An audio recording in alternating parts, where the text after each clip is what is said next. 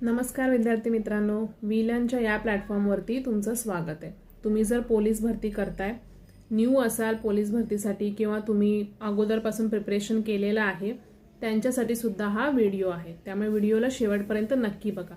खूप महत्त्वाच्या मुद्द्यावरती आपण बोलूया, फार काही स्क्रिप्टेड मी बोलणार नाहीये, ठीक आहे। प्रथमतः आपण जे नवीन विद्यार्थी आहेत, ज्यांनी पोलीस भरतीची ॲड बघून फॉर्म भरलाय आणि त्यांची इच्छा आहे की ही येणारी जी भरती आहे ती त्यांना काय करायची आहे, क्रॅक करायची आहे, तर काही गोष्टी समजून घ्या।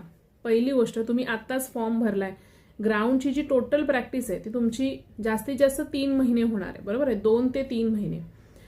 त्याच्यामध्ये सुद्धा तुमची फिजिकल कंडिशन कशी आहे, तुम्ही फिजिकली पूर्ण फिट आहात का, तुम्हाला जर कोणती मेडिकल कंडिशन असेल किंवा तुमचं वजन खूप कमी असेल किंवा तुमचं वजन खूप जास्त असेल, तर या गोष्टी खूप मॅटर करणार आहेत, कारण की ते तुम्हाला बॅलन्स करण्यासाठी बराच वेळ निघून जाणार आहे।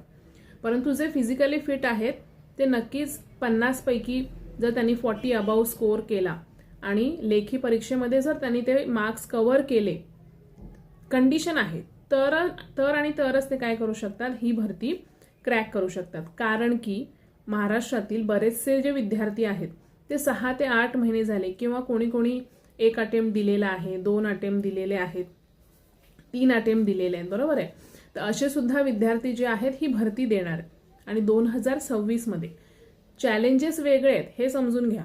म्हणजे जे अगोदरपासून भरती होत आलेले आहेत त्याच्यामध्ये दरवेळेस काही ना काही नवीन येतंय, पेपर पॅटर्न चेंज होतो, बरोबर आहे, किंवा विद्यार्थी जे असतात त्यांच्यामध्ये सुद्धा पॅटर्न दिसून येतो की फिजिकली फिट जी आहेत विद्यार्थी त्यांची संख्या आता वाढत चालली आहे। अवेअरनेस असल्यामुळे मुलं काय करतात, ग्राउंडची तगडी प्रॅक्टिस करतात।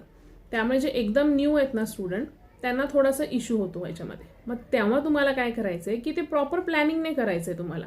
सकाळी जर तुम्ही 5:30-6 वाजता उठून ग्राउंडची प्रॅक्टिस करायला जाऊ शकत नाही, तुम्हाला कंटाळा येतोय, तुम्ही म्हणताय की मी संध्याकाळी करेन, 4 वाजता वगैरे मी ग्राउंडची प्रॅक्टिस करेन आणि मी कव्हर करेन, तर अजिबात ते तसं होणार नाहीये। लक्षात घ्या, डिसिप्लिन जोपर्यंत तुम्ही आणणार नाही तोपर्यंत तुमची ग्राउंडचं जे मार्क्स आहे ते तुमचे कव्हर होणार नाहीये, ठीक आहे। त्यामुळे नवीन विद्यार्थ्यांनी पहिले हे करायचंय की ग्राउंड जे आहे ते सिन्सिअरली प्रॅक्टिस करायची। आता तर फॉर्म भरून झाले आणि अगदी जिल्ह्यानुसार तुम्ही ज्या जिल्ह्यात भरलाय त्यानुसार आपण असं पकडू की ऑलमोस्ट 1 ते 1.5 महिना राहिलाय तुमचं काय असणार आहे, आता ग्राउंड टेस्ट होणार आहे, बरोबर आहे। तर त्यामुळे तुम्हाला 2 टाइम, सकाळी 5:30ला तुम्ही जाताय ग्राउंडवरती आणि संध्याकाळी 4 वाजता जर तुम्ही प्रॅक्टिस करताय, तर आपण असं म्हणू की कुठेतरी तुमचे ते जे सराव आहे तो केल्यामुळे तुमचे मार्क्स कव्हर होतील। आणि जे विद्यार्थी अगोदरपासून 6 ते 8 महिने झाले नियोजन करताय त्यांनी सुद्धा ही गोष्ट लक्षात ठेवा की आता राहिलेल्या वेळामध्ये तुम्हाला आळस करायचं नाहीये। जे काही तुम्ही अचीव केलं आतापर्यंत ते मेंटेन ठेवणं ते पण कठीण आहे, त्यामुळे ते मेंटेन ठेवा, रेग्युलरली ग्राउंडला जा। आता ग्राउंडची तारीख कधीही तुमची लागेल किंवा हळूहळू येईलच टाइम टेबल, तर त्यानुसार तुम्ही कंटिन्यू ग्राउंडची प्रॅक्टिस करायची आहे।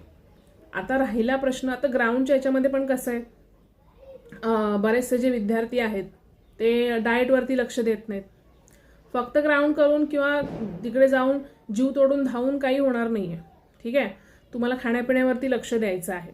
तुमच्या बजेटमध्ये जेवढं असेल त्याच्यामध्ये जे काही प्रोटीनयुक्त जे अन्न आहे ते तुम्हाला खायचं आहे।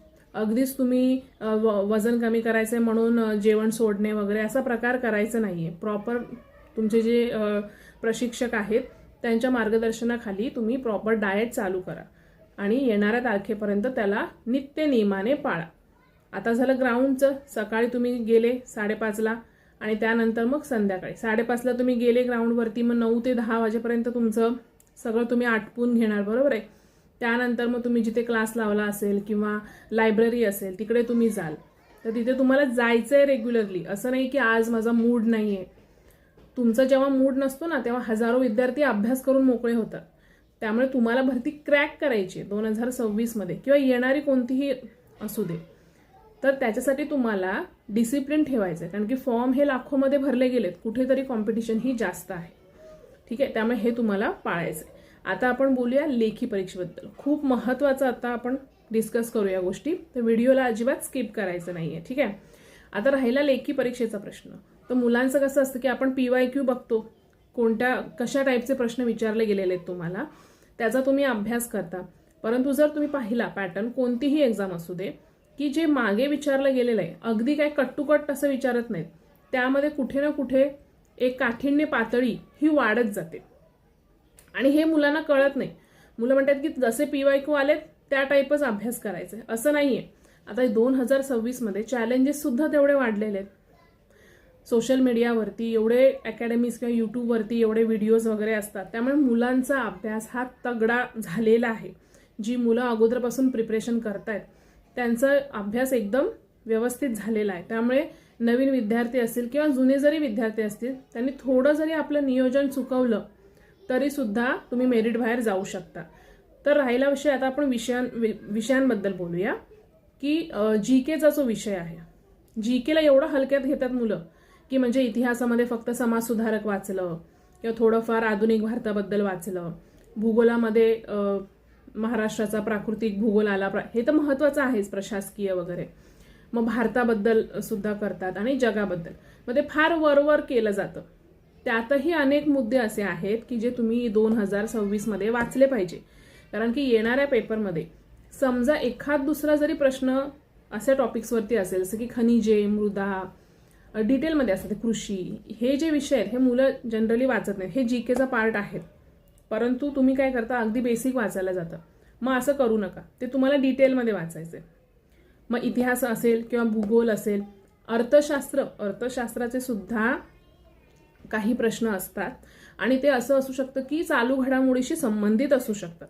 मग ज्या चालू घडामोडी किंवा एखादी घडामोड घडली, राष्ट्रीय घडामोड असेल किंवा आंतरराष्ट्रीय घडामोड असेल, त्या घडामोडीशी संबंधित तुम्हाला GK मध्ये प्रश्न विचारला जाऊ शकतो.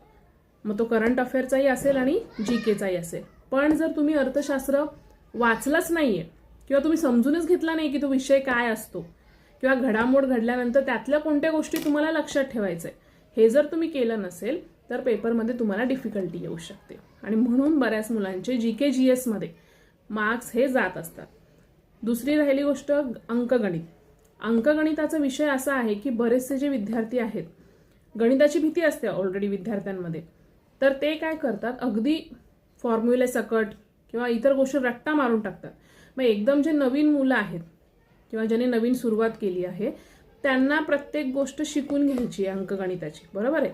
मग अंकगणिताचे असे बरेच विद्यार्थी आहेत की जे 20 पैकी 20 मार्क घेऊन येतात. आणि जर तुम्हाला एखाद्या टॉपिकमध्ये अडतंय किंवा 2-4 टॉपिक्स तुम्हाला येत नाही आहेत, तर मग कुठेतरी तुम्हाला ते त्यांच्यापेक्षा कमी मार्क मिळणार आहेत, बरोबर आहे. त्यामुळे अंकगणिताची रेग्युलरली तुम्हाला प्रॅक्टिस करायची.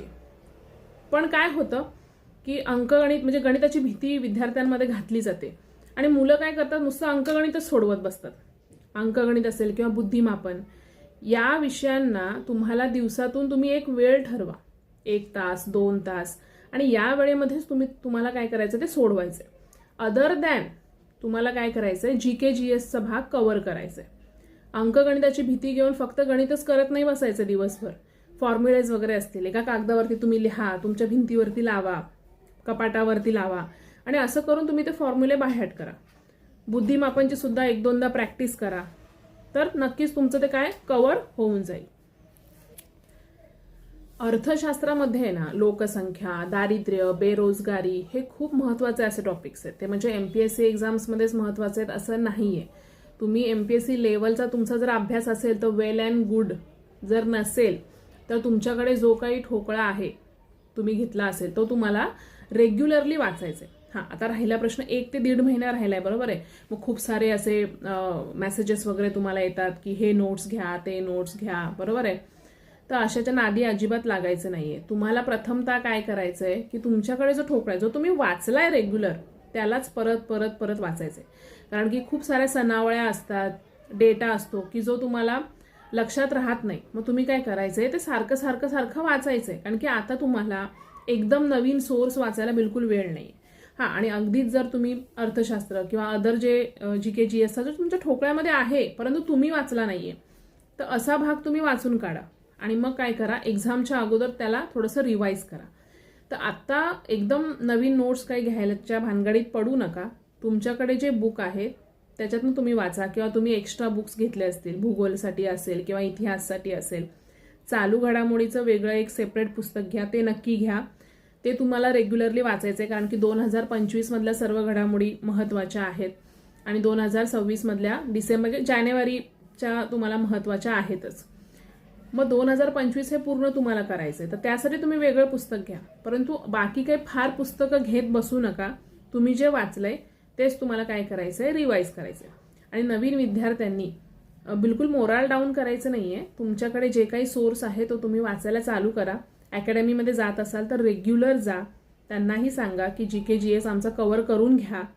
मग तुमचं ते कव्हर करून घेतील नक्कीच. आणि नसेल तर तुम्ही तुमच्या पद्धतीने काय करा, त्याला कव्हर करण्याचा प्रयत्न करा. बाकी मी माझ्या चॅनलवरती सायन्सचं रिव्हिजन लेक्चर्स मी टाकलेले आहेत की ज्यामध्ये खूप सारे एक्झाम ओरिएंटेड मुद्दे मी डिस्कस केले आहेत. आता फार काही छान असा थंबनेल बनवून टाकलं तरच तुम्ही तो व्हिडिओ बघणार, तर असं करू नका. जिथे तुम्हाला नॉलेजेबल कॉन्टेंट मिळतोय तो तुम्ही नक्की बघितला पाहिजे. तर माझ्या चॅनलवरती जे काही व्हिडिओज आहेत ते तुम्ही नक्की बघा. त्याच्याने पण तुमची रिव्हिजन होईल. आणि नेक्स्ट व्हिडिओ जे असणार आहे त्याच्यावरती मी प्राचीन मध्ययुगीन इतिहास वगैरे असे मुद्दे जे विद्यार्थी जनरली वाचत नाहीत, तर त्यावरती मी व्हिडिओ टाकणार आहे. तर तो तुम्ही नक्की चेक करा. आणि येणाऱ्या भरतीसाठी तुम्हाला बेस्ट ऑफ लक. तुम्हाला काही डाऊट असल्यास मला कमेंट करा, मला सांगा तुम्हाला हा व्हिडिओ कसा